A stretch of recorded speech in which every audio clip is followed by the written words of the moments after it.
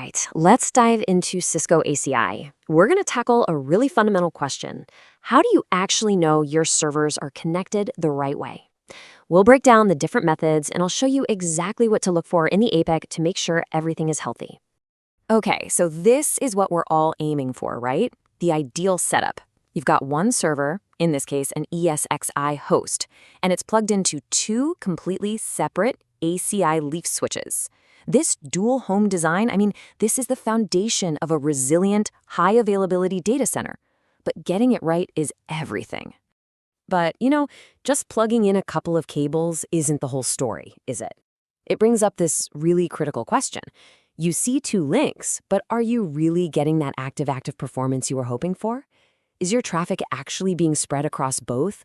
Or is one link doing all the heavy lifting while the other one's just sitting there? Let's figure that out. So our number one goal here is to get true active uplinks. We want to use both of these connections at the same time to get all the bandwidth we can, and of course to make sure that if one link goes down, the other takes over instantly. It's all about giving our applications the performance and the rock-solid redundancy they need. So to get this done, we basically have two main tools we can use. First up is something called MAC pinning, which puts all the smarts over on the server side. The second method is link aggregation, and that one needs you to do some configuration inside the ACI fabric. We're going to break down both of them. First, let's talk about MAC pinning. Now, the interesting thing about this approach is that the ACI fabric is, well, it's mostly just a passive observer here. All the real configuration, the decision-making, it's all happening on the server's hypervisor. And right here, you can see exactly how this works.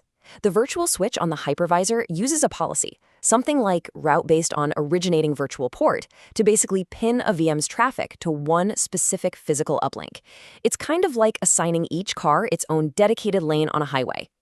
So the big thing to remember with MAC pinning is that the decision is made right at the source, and it's all managed by the hypervisor. Each virtual machine is tied to one physical link.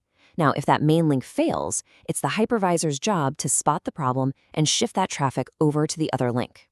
The biggest advantage here is just how simple it is from a network point of view. The ACI Leafs, they don't need any complicated port channel setup. They just see two plain old independent links. And that simplicity means there's less chance of a configuration mistake on the network side, but you still get that critical link failover. Okay, so that was option one. Now let's flip the coin and look at our second choice, link aggregation. And when we talk about doing this across two different switches in the ACI world, we are almost always talking about a virtual port channel, or what we call a VPC. This visual really nails the whole concept. Instead of two separate paths, what happens here is that both the server and the ACI fabric agree to bundle these physical links into one single logical channel. They basically become one big, beefy, and much more resilient pipe for your data. And we make this happen using a protocol, usually LACP. That's the Link Aggregation Control Protocol. Think of it as a handshake that lets the server and the switches actively negotiate and build this bundle, making sure both sides are on the same page. And the VPC technology, well, that's the magic that lets this one logical link stretch across two totally separate physical leaf switches, which is a huge feature in ACI. So yeah, link aggregation definitely requires more setup on the ACI fabric side of things, but the payoff is huge. You get true active throughput, which means you're using the bandwidth of both links all the time. Plus, you can use smarter load balancing methods, like hashing based on IP addresses, to spread the traffic out much more evenly. All right, so just when you think you've got it all figured out, let's throw a little bit of a curveball into the mix. Things get a little specific when we're dealing with Cisco UCS Blade servers. Their unique setup has a special rule we absolutely need to talk about. And this right here, this is the critical detail you have to burn into your memory. The fabric interconnects, which are basically the brain of a UCS system, they do not support running a port channel protocol like LACP downstream to the actual Blade servers. So what that means is you just can't create a port channel directly from a Blade's virtual network card to the fabric interconnects. It's a no-go. This side-by-side view makes it all crystal clear. On the left, you see those individual pinned connections happening inside the UCS chassis itself.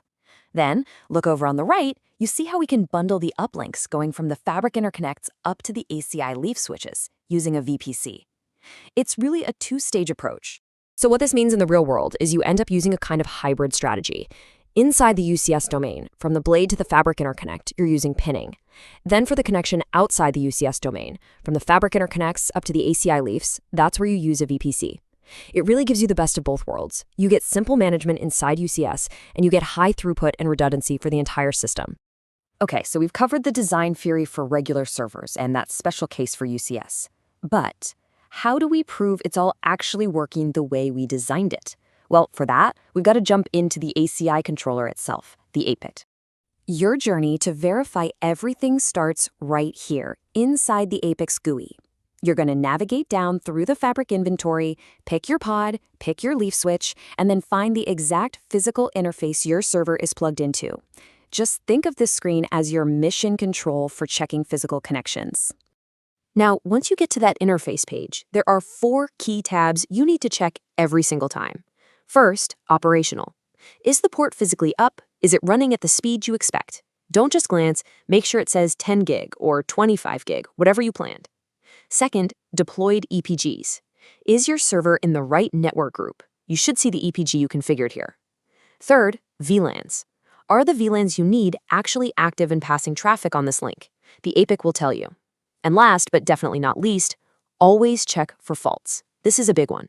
The APIC is great at telling you what's wrong if you just know where to look. And this quote, man, it just hits the nail on the head.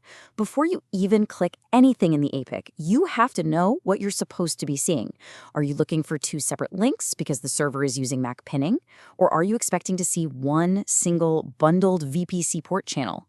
Knowing what the design is supposed to be is honestly half the battle when you're troubleshooting. So, this all leads us to one last question to think about. Now that you know how to set up and, more importantly, how to verify these different connectivity models, how are you going to approach your next server deployment? By picking the right design from the get-go and knowing exactly how to confirm it's working, you can build a much more resilient, high-performance fabric and make sure your critical apps have the 100% uptime they absolutely demand.